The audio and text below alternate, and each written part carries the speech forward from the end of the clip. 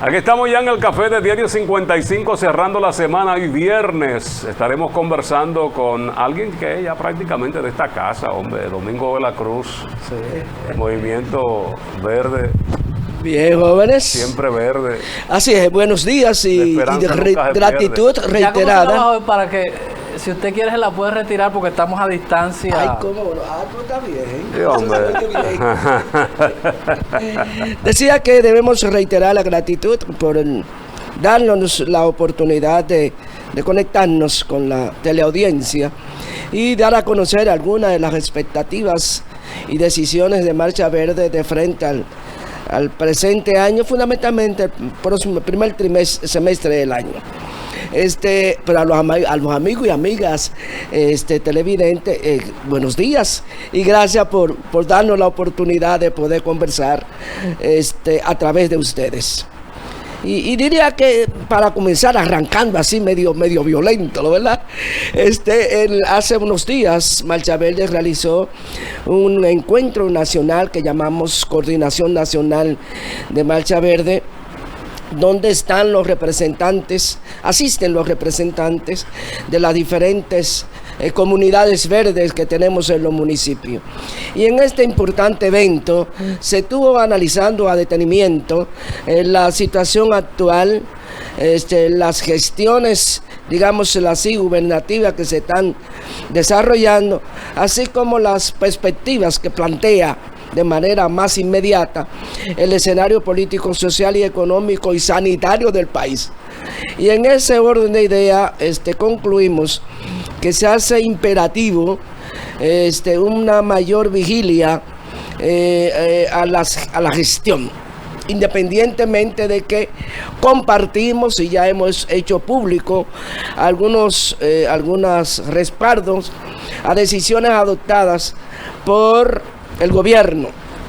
Fundamentalmente, por ejemplo, ese pliego de planteamiento, digámoslo así, porque todavía están en proceso, sugerido o planteado por el señor presidente el día 9 de diciembre, que es el Día Internacional de la Juventud, de la corrupción, contra la corrupción, donde anunció 15 medidas orientadas a regular, normar y darle seguimiento a los posibles actos de corrupción, y más que darle seguimiento a lo posible, prever el que no se siga ese proceso, o por lo menos de continuar las acciones de corrupción, que haya consecuencias. En ese orden, nosotros respaldamos ese conjunto de medidas, aunque entendemos son todavía insuficientes para la magnitud de la corruptela que se ha desarrollado a lo largo, de manera ¿verdad? Manera superlativa a lo largo de los últimos 20 años. E incluso el presidente hizo, digamos que aquí un planteamiento al país de una reforma más detenida de la Constitución de la República, a los fines de tocar algunas instancias de la sociedad y del Estado que requieren una adecuación. Nosotros en ese sentido creemos que sí, pero sugerimos en la posición que tiene Marcha Verde que debemos ya definitivamente hacer una enmienda constitucional que se sostenga y que evite, como dijo el señor presidente, que hayan posibilidades, subterfugios para violentar la Constitución, como hasta ahora ha ocurrido. En ese orden nosotros nos inclinamos porque la corrección, la modificación, la enmienda, la adecuación constitucional tenga nivel más alto, que se salga del mero marco de la sociedad política, que trascienda el núcleo limitado del Congreso, que ha demostrado no es un mecanismo totalmente confiable si atendemos a sus ejecutorias en las últimas décadas, y todavía tenemos hechos que transmiten que el Congreso no es el Congreso todavía que necesitamos. El caso del barrilito, para citar un ejemplo concreto de situaciones que aún persisten y que no hay manera de lograr el nivel de adesentamiento que necesitamos.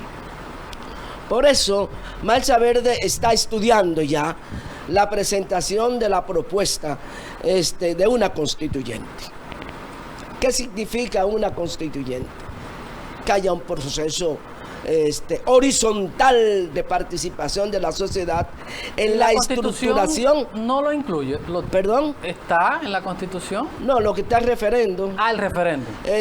Pero que haya ese proceso donde la sociedad participe con claridad y respeto en esa enmienda constitucional, que nos den niveles de sostenibilidad institucional que asegure que la sociedad dominicana, en el marco de las instituciones, en el marco de la institucionalidad, no va a tener los retrocesos constantes con que nos estamos encontrando. Ello implica entonces que ya el problema de revisar y adecuar la Constitución no queda circunscrito a un Congreso donde hay mansos y cimarrones, como en el caso de la actualidad. Hay corruptos metidos en el Congreso que tienen posiciones y beligerancia en ese Congreso. Entonces, ¿cómo creer en una situación de esa naturaleza? ¿De qué se trata entonces el ejercicio constitucional de reforma? Que la participación sea de todos los sectores de la sociedad. Y que que esa Constitución exprese las necesidades, sentir y aspiraciones de los diferentes segmentos de la sociedad, no por negociación como se hace en el caso del Congreso, sino por la participación efectiva y reflexiva de los sectores interesados. No tenemos nosotros como mucho enfoque en lo que es a veces la parte legal, porque aquí lo hemos constitucionalizado todo. Queríamos el otro día hasta poner el Día del Compadre en la Constitución de la República. Sí. Y leyes que no se cumplen. No tenemos nosotros que tal vez buscar mecanismos como más adecuados, porque, por ejemplo, yo escucho de que, tenemos un tema de violencia en la familia, vamos a aumentar las penas a los asesinos.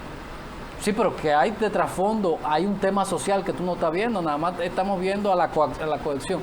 No nos hemos enfocado nosotros en República Dominicana mucho en lo que son crear leyes, porque aquí tenemos una de las constituciones más grandes del mundo y de las más modernas del mundo, entonces tenemos un tema con la aplicación de esas cosas. Hasta ahora hay un buen trabajo de un cientista social que aborda que la sociedad de hoy atraviesa por el prontismo, es decir, el inmediatismo.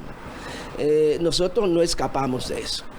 En la parte normativa, en todo el proceso de ley, decretos y demás, el prontismo, el inmediatismo, el ahora, es lo que está primando.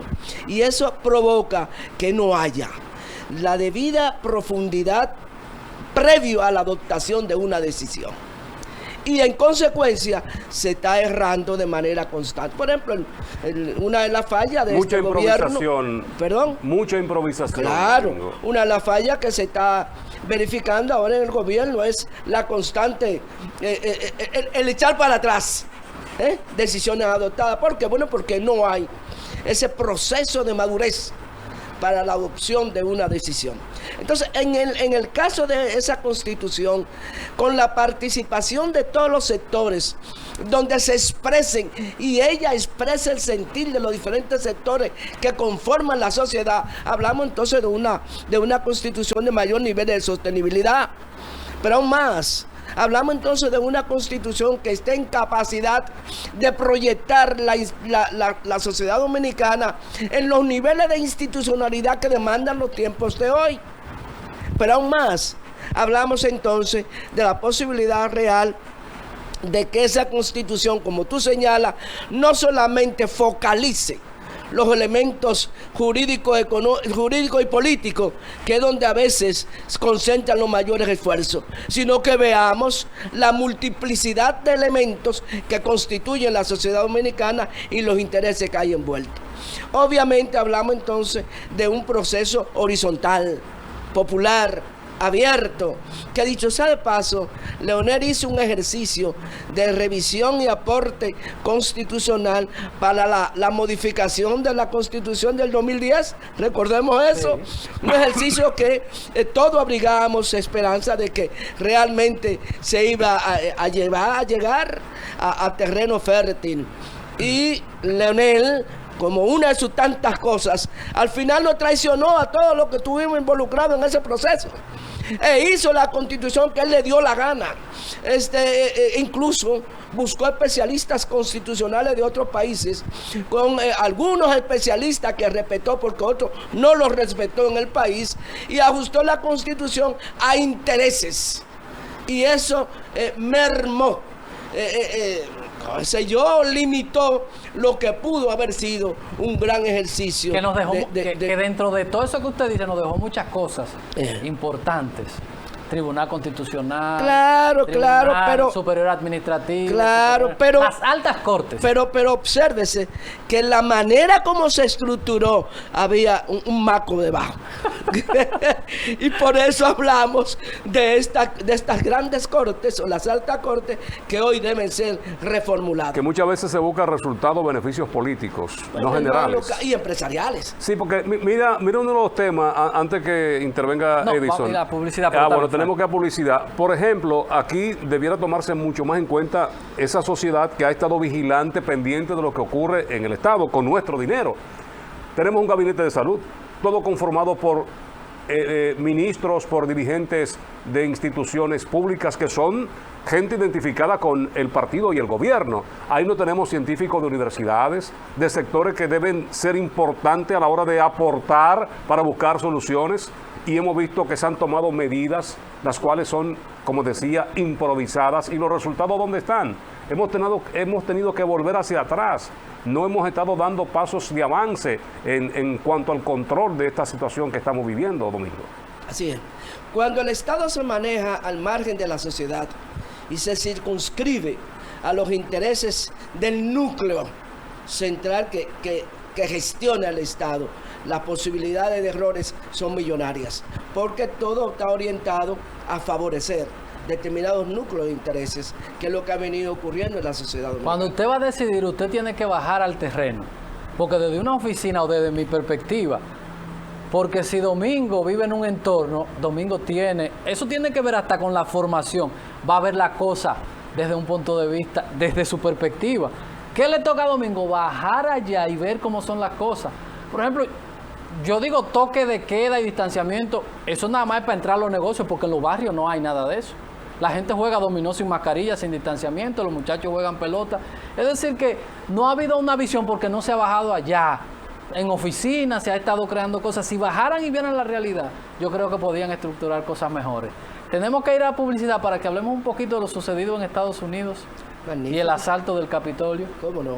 Publicidad, y volvemos con Domingo de la Cruz, mejor conocido como el Hermano, que ya es toda una leyenda con su bufanda una verde. Celebridad. Exactamente, cuando entró sin la bufanda parecía como dicen los muchachos ahora, parecía Superman sin capa, porque le hacía falta su bufanda, pero la tenía en el bulto. Publicidad y ya volvemos.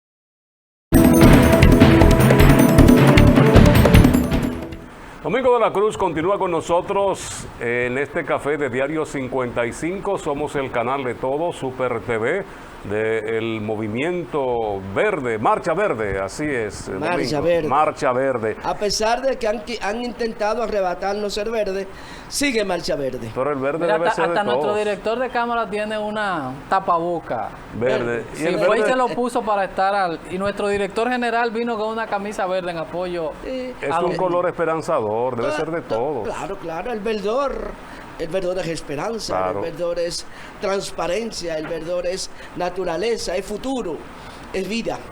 De eso se trata. Estados Unidos, Domingo, bueno, vamos a recibir primero a Xiomara, a no hacerla perder mucho tiempo ahí parada, y recibir precisamente también parte del verde, porque los árboles son verdes. Así y es. el café que se produce en la República Dominicana es una aromática.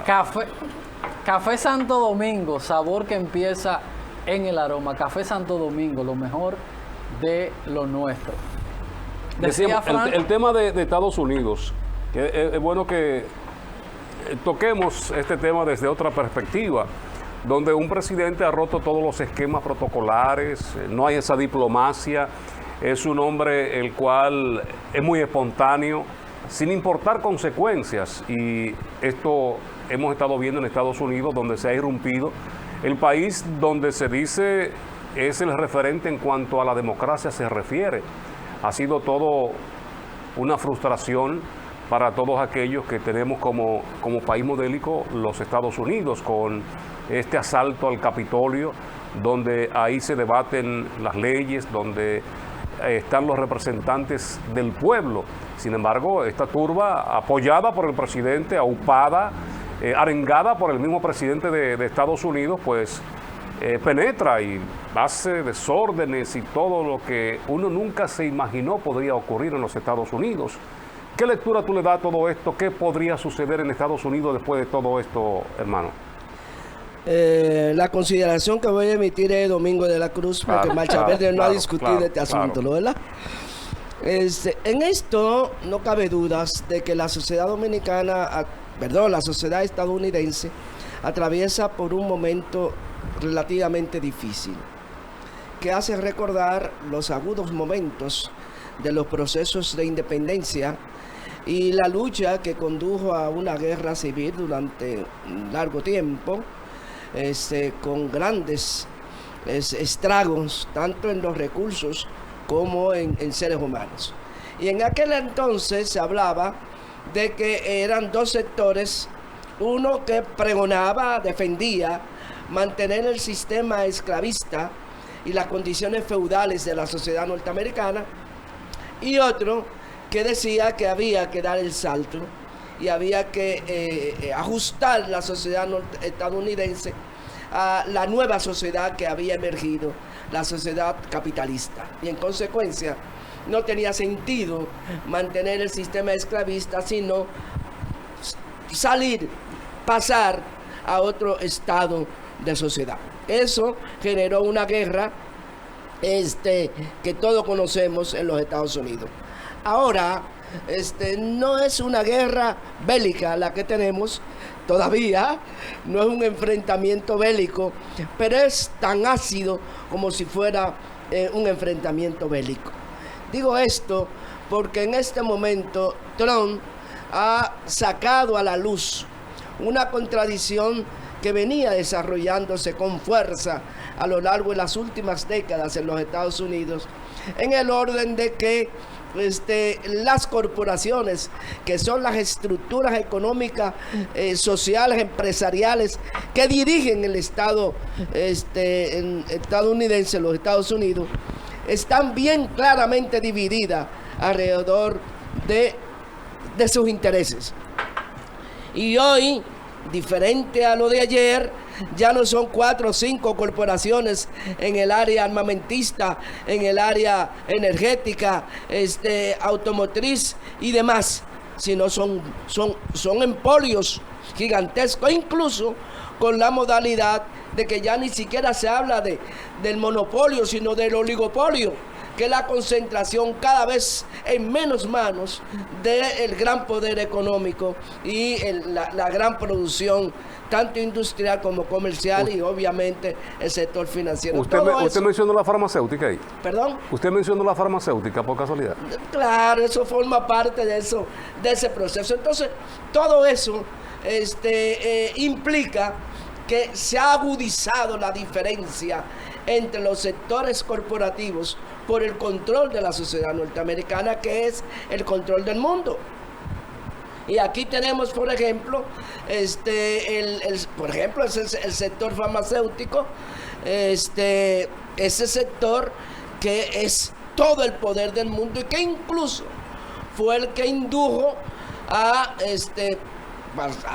así apuntan los estudiosos, a la guerra de Afganistán, por ejemplo, para controlar el proceso del tráfico, producción y manejo del opio, por ejemplo, y otros recursos que son vitales para el sector, para los laboratorios, los grandes laboratorios internacionales. Entonces, controlar Afganistán era vital para controlar ese proceso y asegurar que la farmacéutica estadounidense y europea vinculada a los Estados Unidos tenga suficiente materia prima con que seguir procesando sus productos. Eso, entre otras cosas, ¿verdad?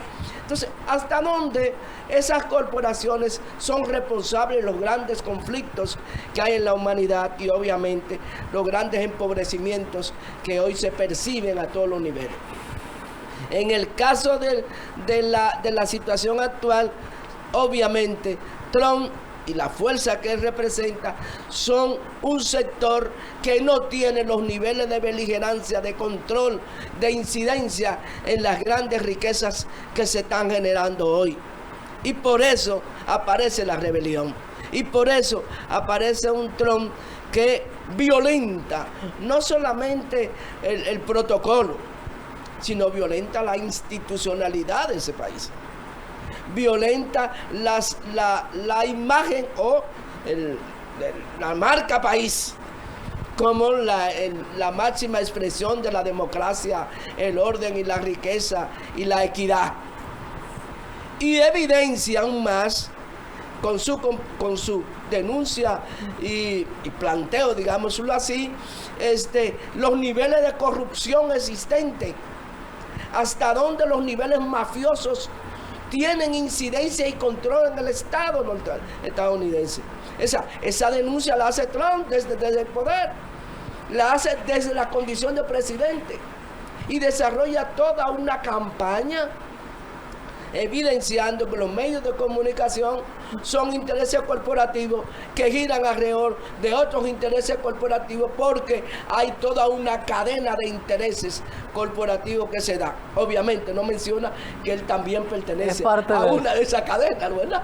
Entonces, de lo que estamos hablando en este momento es de intereses que están confrontados en los Estados Unidos por quien mantiene el control del Estado y en consecuencia quien mantiene el control de la gran economía mundial. En ese orden, la sociedad norteamericana atraviesa por una gran crisis, una crisis que todavía no podemos entender las consecuencias más inmediatas que pueden tener esta crisis, porque llegar a los niveles en que se desarrollaron los acontecimientos en los últimos días, eso era impensable que eso pudiese ocurrir. En materia sociológica, hermano, porque aquí hay un grupo de gente muy parecida y que piensan igual que esos delincuentes que asaltaron el Capitolio, que viven como con ese tema de como si estuviéramos en el tiempo de la esclavitud, creyendo que existe una raza superior. Los de aquí viven hablando de una invasión, de que los haitianos nos van a invadir y la fusión de la isla. Ese tipo de pensamiento en pleno siglo XXI, ¿cómo administrar eso? Porque están ahí. A veces aquí hay gente que uno le escucha unas concepciones que te hablan de salir a matar. Por ejemplo, en el caso de nosotros que tenemos migrantes haitianos, de salir a matar, de sacarlos por un brazo. ¿Cómo en un estado balancear ese tipo de cosas y no despertar lo que se despertó, porque ahí lo que se dio y lo que se estaba hablando era de esa supremacía, y se hablaba de que si hubiesen sido negros los que irrumpen ahí, la situación hubiese sido diferente. Era más o menos como la línea de ese grupo del Ku Klux Klan y todas esas cosas. O sea, no cabe dudas de que si observamos cada una de los videos que hay en ese proceso, de que hay un manejo sospechoso de la situación. Primero, el hecho eso de que 4 horas no se apareciera la policía, teniendo ellos el Capitolio ocupado. Eso, en una situación que por menos que eso, hay una invasión de policía en cualquier parte. Y nada más hay que ver las últimas manifestaciones de los afroamericanos y a modo general de la sociedad, ciertos sectores de la sociedad, con las acciones de violencia por parte de la policía. Cómo reaccionaron los policías, las autoridades e incluso la Guardia Nacional para enfrentar esas simples acciones callejeras que se dieron en algunos puntos del país. En política nadie es ocasional. Entonces, esto, 4 horas y no aparece la policía, se queda nada más que con la policía del Capitolio, pero aún más. Las últimas 2 horas, hora y media, fueron gravísimas antes de que llegara la policía y la Guardia Nacional, que fue el momento en que penetraron, violentaron de la manera más agresiva la edificación. Irrumpieron en su interioridad, rompieron, hicieron lo que les dieron la gana, se metieron en las oficinas, cogieron el escritorio. Es una cosa, parece como un sueño. ¿Cómo va a llegar la Guardia si el comandante y jefe era el promotor de eso? Lo peor de todo, precisamente, es que ayer leía una reseña domingo donde decía que el presidente estaba en su oficina viendo a través de los canales de televisión lo que estaba ocurriendo. Hay un video ahí.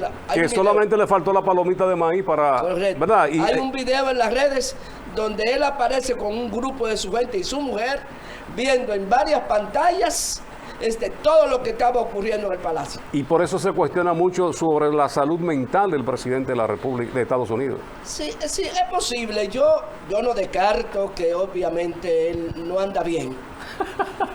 Porque es visible, ¿verdad? Esas condiciones emocionales, temperamentales, toda una serie de indicios que dejan claro que necesita atención clínica urgente, médica, de salud. Pero independientemente de eso, es un proyecto. Él es un proyecto. Vamos a ir a la publicidad, hermano, para que veamos eso. Porque a él lo eligió la gente.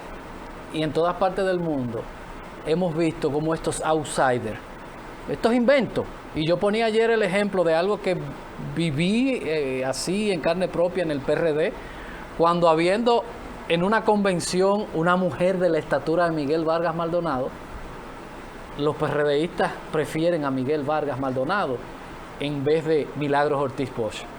Para que veamos eso también desde ese punto de cómo se equivocan las sociedades. Porque nosotros teníamos un candidatazo que presentó el Partido Demócrata y se prefirieron los Estados Unidos, en ese caso, a Donald Trump, que es fruto de un proceso eleccionario. Porque una cosa es que llegue como llegó el señor Maduro, que lo puso Chávez ahí, y ha dado mucha agua de beber. Publicidad y ya volvemos.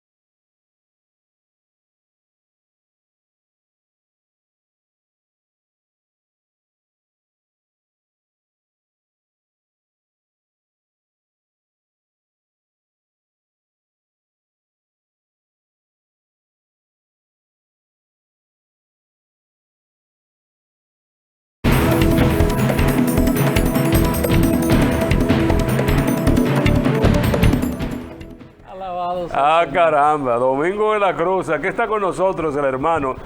Tema interesante este de Estados Unidos, pero también hay que abordar otros aspectos locales. Pero vamos a completar con la inquietud que tenía Edison antes de irnos a publicidad.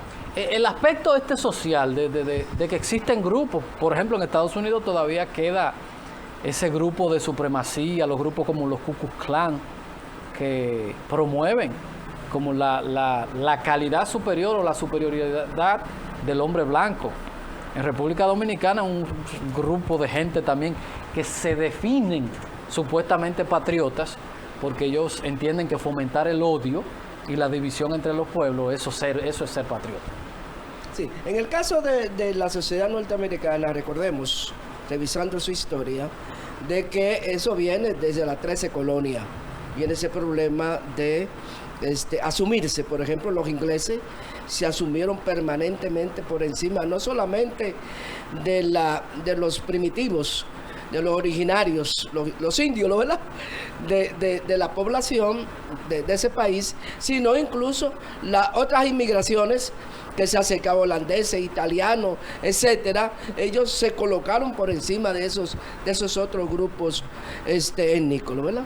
Entonces, esa situación es la que e incluso de manera no solamente institucional se estableció, sino que se construyó una cultura norteamericana alrededor de que el blanco es la supremacía de la sociedad.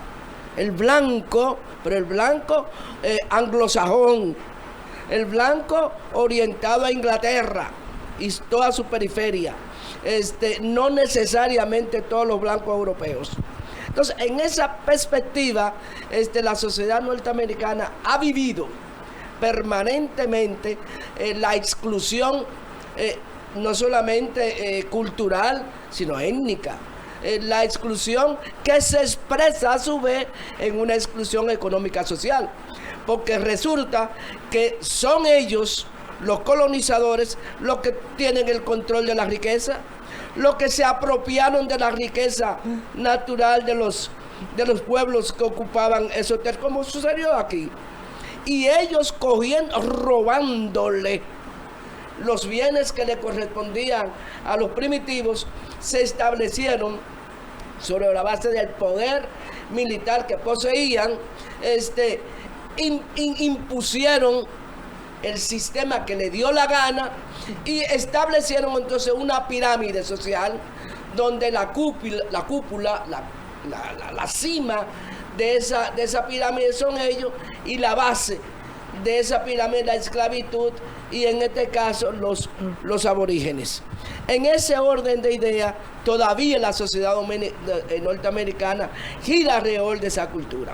Obsérvese en las imágenes cómo los blancos ortodoxo, la primacía, hizo lo que le dio la gana con la policía y con todo el mundo. Hay una fílmica, hay un video donde en un área donde estaba la prensa, los camarógrafos, que rompieron todos los equipos, desbarataron los equipos, se metieron y 2 o 3 camarógrafos que intentaron hacer algunos esfuerzos le dieron su galleta. Toda esa situación.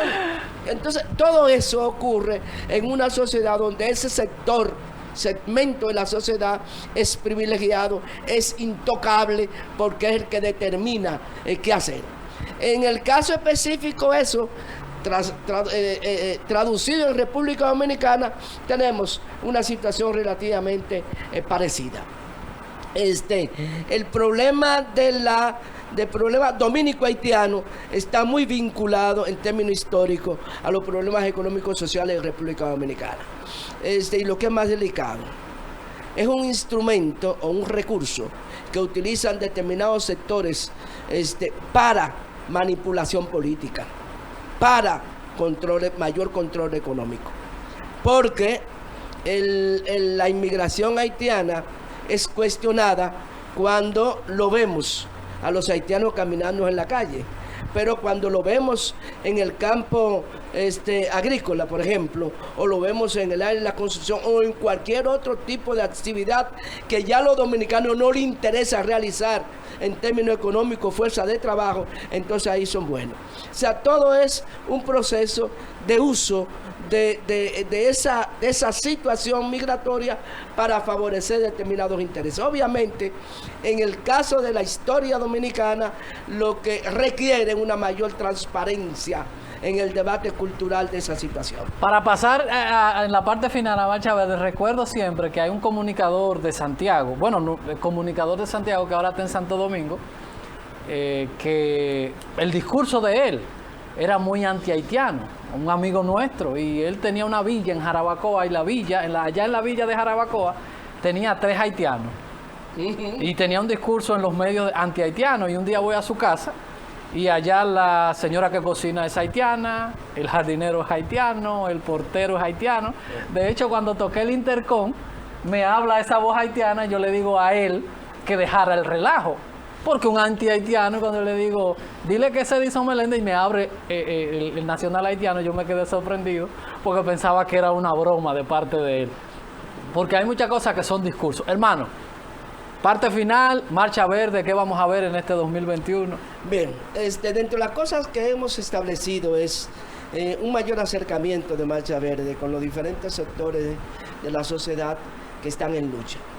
Y esas luchas que tienen como trasfondo situaciones de corrupción nos forza a nosotros a decir presente.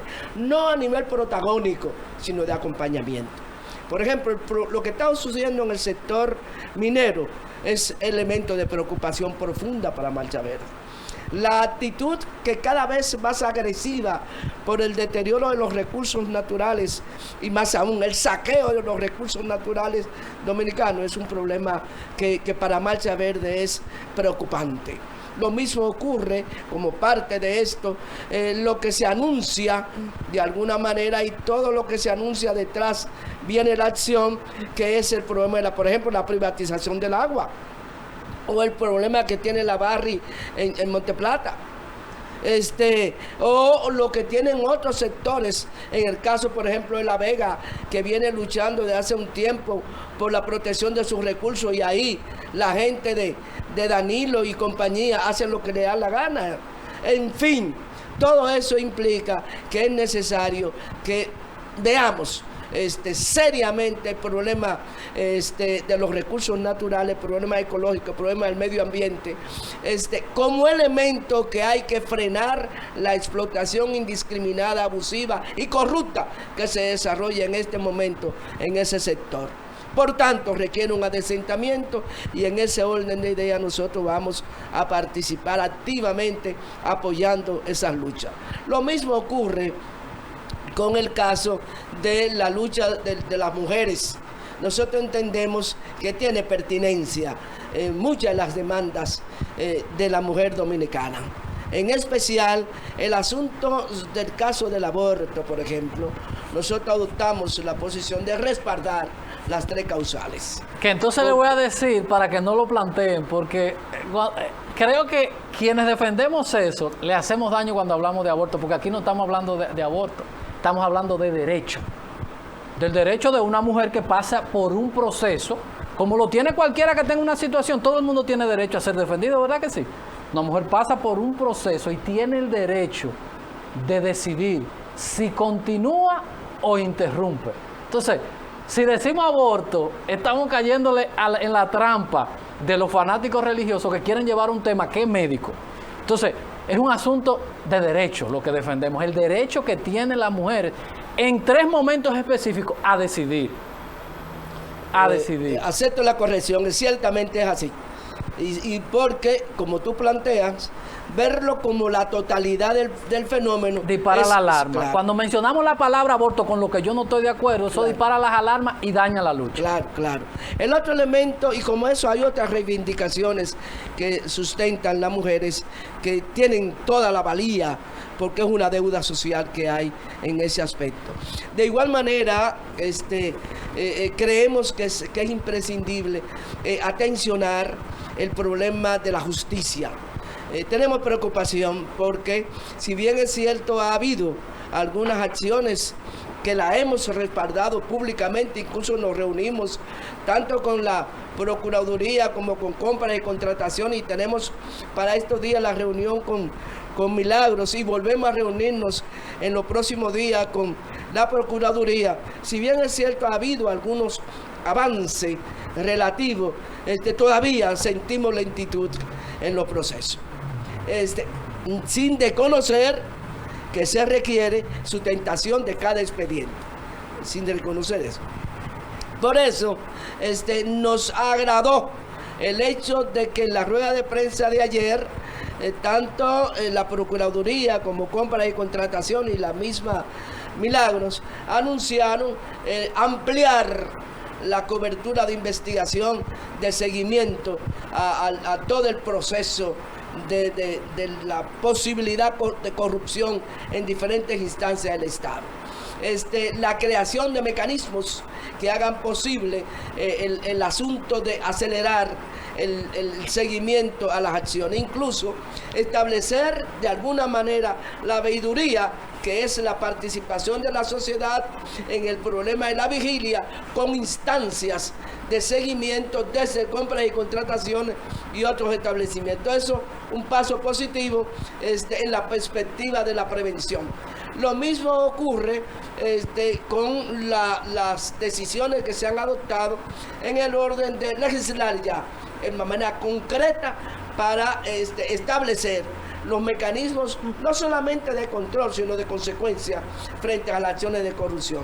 Pero esos son pasos que no están directamente conectados con ese historial que tenemos. Recordemos que esos 20 años de corrupción institucionalizado que se desarrolló el PLD, hay que develarlo. Eso tenemos que acelerar ese proceso. Lo mismo ocurre y es para nosotros es de vital importancia, la recuperación de esos recursos robados. Porque si nosotros logramos recuperar el robo, el saqueo al erario público durante 20 años, nosotros no tenemos que buscar dinero prestado, ni tenemos que pensar en que el pacto fiscal que se plantea tiene que ser sobre la base de gravar los bolsillos de la población. Hermano, muchísimas gracias. Bien. Los muchachos están haciendo señas ahí. Son temas muy importantes. Alexandra Izquierdo creo que dijo en un momento que con lo que aquí se ha robado daba para hacer 2 Repúblicas Dominicanas. Entonces, los chelitos nos caerían como bien para resolver algunas cosas. Hay cosas en la justicia que no estamos de acuerdo. Yo pienso que porque lo que hacemos es fomentar el uso correcto, una verdadera tutela judicial. Un hombre enfermo, como es el caso de Fernando Rosa, yo creo que a veces los excesos y los eventos para que se vean cosas no son buenos. Gente que tienen arraigo, como es el caso de Fernando Rosa, que está enfermo, que tiene un domicilio. Yo creo que la justicia debería revisar, y que hay un pedimento de los abogados de que creo que los abogados se han ido muy allá de pedir libertad pura y simple, pero hay otro tipo de medida por un tema de datos, un tema de salud, que se pudiera aplicar en el caso de Fernando Rosa, que bien pudiera tener un impedimento de salida, presentación periódica, porque no representa y tiene los presupuestos y las garantías necesarias. Aunque yo creo que ese tema, ojalá me den la oportunidad lo más rápido posible para que podamos abordarlo. Usted tiene la vía con el jefe, que es el que invita. Porque una cosa es el elemento afectivo humanitario que pueda producirse en determinadas circunstancias, y otra cuestión son los hechos y la gravedad de los hechos. Sí, pero hay un tema de que lo que se ve en ese juicio son garantías de qué representa la persona. Representa fuga, estando fuera puede dañar pruebas. Sí, pero la sociedad necesita referente. La sociedad necesita ejemplos. Sí, pero la ley dice, necesita avanzar. Y no es porque fulano está enfermo, porque no estuvo enfermo para hacer todo lo que hizo. Porque fulano está enfermo, hay que permitirle. No. Debe haber una buena nueva tutela, lo que contempla nuestro Estado social democrático y de derecho, lo que se llama. Yo no soy abogado. La tutela judicial, que es cuidar los derechos. Pero vamos a discutir eso después. Vamos a discutir. Claro, y por el hecho de ser mujer también se le dio una facilidad. Claro, entonces. Que esa fue no. la que metió a Fernando en ese lío, que era la que hacía todo eso, está en su casa. Hermano. Esas son de las cosas que hay que corregir. Como estamos en pandemia, un abrazo a la distancia. Así es, así es. Gracias por haber estado con nosotros aquí en Diario 55, que es su casa. Así y es, entonces gracias. estaremos para tratar más adelante esos temas y la evolución de esos temas importantes. En nombre de Fran Rodríguez, Edison Meléndez, agradecemos al hermano y a todos ustedes. Mañana a las 7 nos encontramos nueva vez aquí. Usted vendrá mañana, sábado. Es que yo estoy pensando, que hoy es jueves y sigo en el jueves. Los viernes venimos sin traje y yo sigo pensando que hoy es jueves. Nos encontramos el lunes. Bye bye.